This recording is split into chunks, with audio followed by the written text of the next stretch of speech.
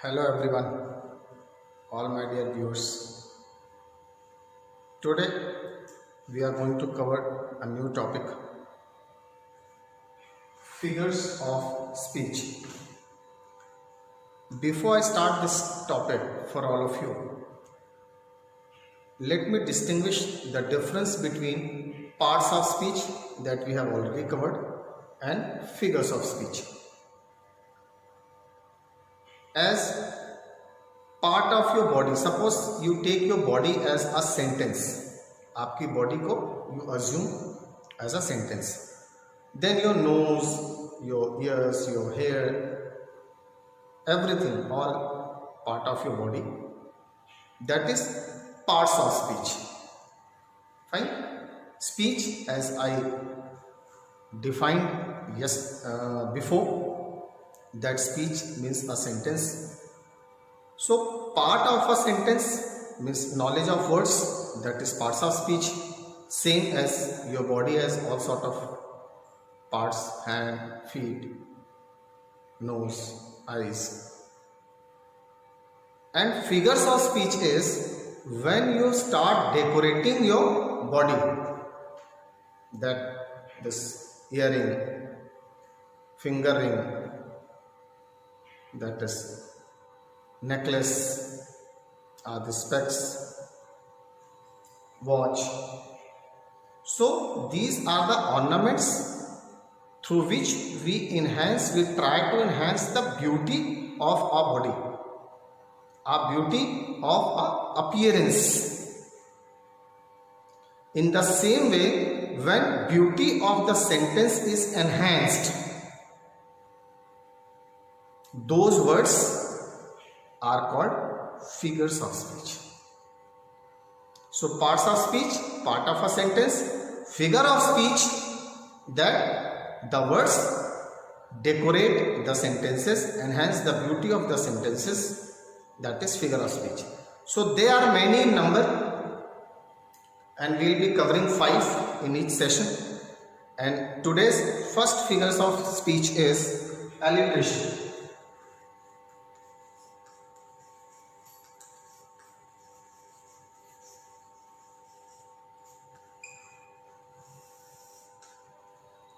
What is alliteration? In a sentence, when many words they initiate with same consonant sound, that figure of speech is called alliteration. Example: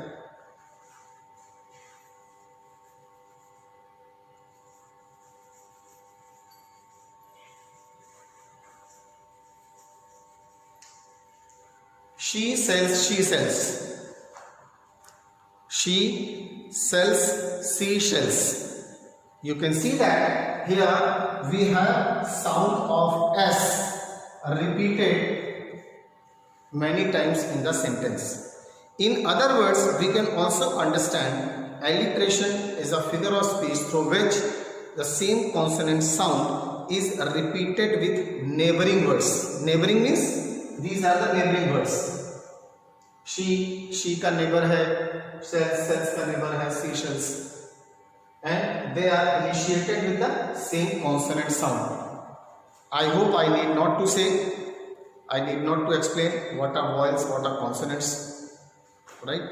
So consonant sound, repetition with all neighboring words, this kind of figure is called alliteration.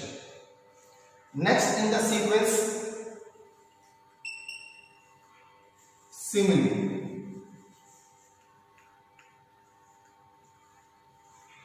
What is simile?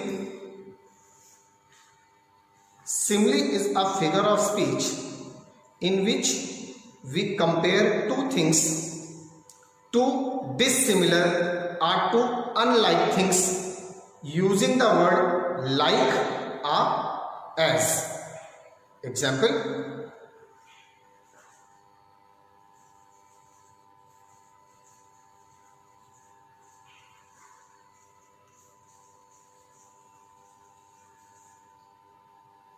as slow as a tortoise.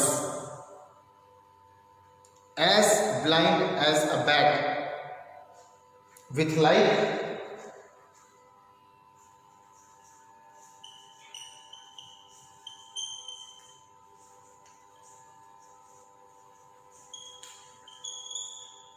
he fought like a lion. More examples from Seven Ages, William Shakespeare. All the world is a stage. So here we can use simile. All the world like a stage and all of us like players. So when we compare two dissimilar or unlike things using the term either like or as, that figure of speech is called simile. Next,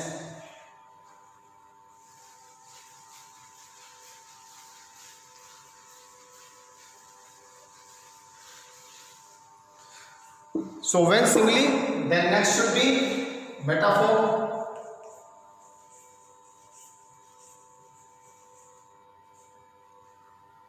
What is metaphor? Metaphor is a kind of figure of speech that is considered as extended simile. When comparison is implied between two things, two dissimilar are same as simile only. So when it is done, that figure of speech is called metaphor. Example,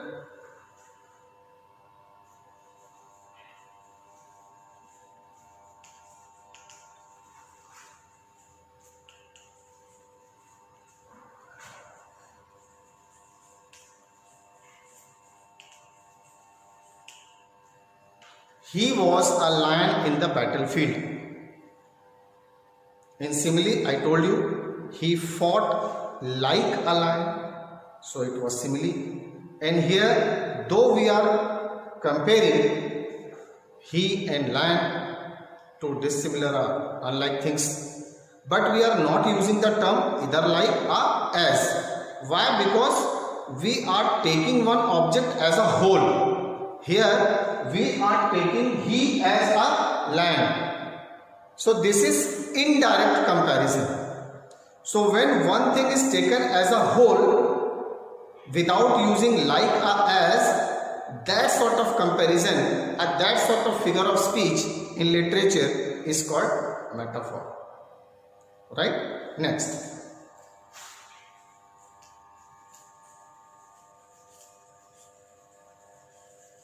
Anaphora. What is anaphora? Anaphora also a kind of alliteration. Alliteration, as I told you, that repetition of consonant sound with neighboring words. Here also same repetition of phrases, repetition of words, but not with neighboring words, but neighboring clauses, neighboring phrases, neighboring verses. That sort of figure of speech is called anaphora.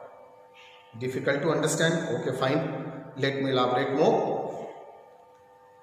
In alliteration, we see the neighboring words. हम words को देखते हैं that is starting with the same consonant sound. But in anaphora, we have to see the clauses or phrases, not words only. कि a part of a sentence initiating with the same word. Here we are not talking about sound. In alliteration, we have to see the sound, but in anaphora, we have to see the word. Example.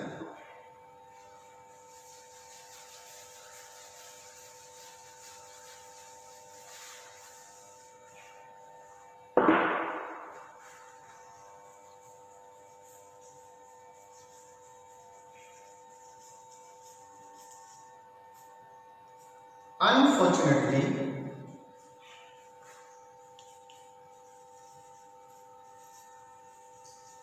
I leased to a wrong place at a wrong time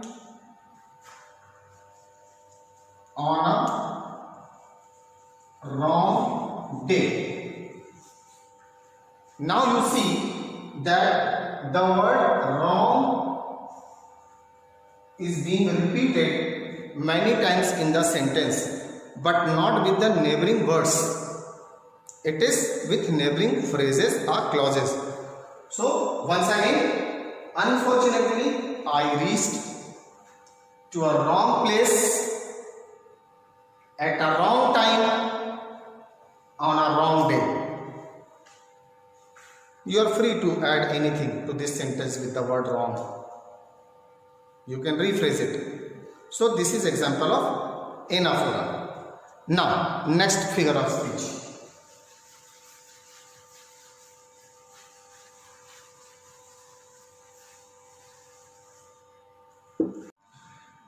Now the next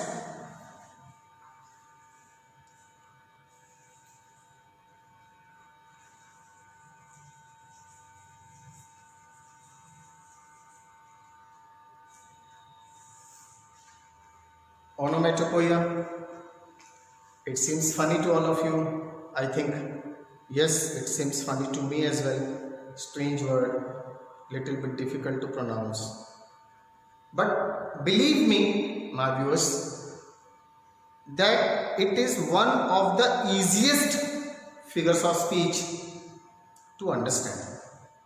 Why? Because onomatopoeia deals in sounds. Words that show that create some sound, that figure of speech is called onomatopoeia. Example,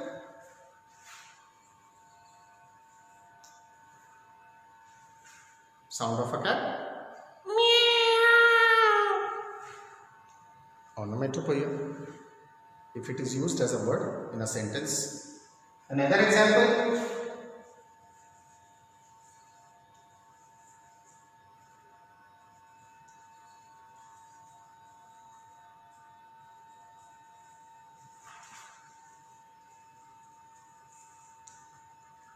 clap of weather went bang. So clap, bang, these words we can have a sense of some sound. So these words are called onomatopoeia in figures of speech. So today we covered all 5 figures of speech. You practice it well, frame more and more sentences to acquire more knowledge on this. In next session, I would be coming with another 5 figures of speech that is also important. You can also enhance the beauty of your sentences, enhance the beauty of your language by using those figures of speech. So first you use all these 5, and next session I will be coming with another 5. Till then, thank you.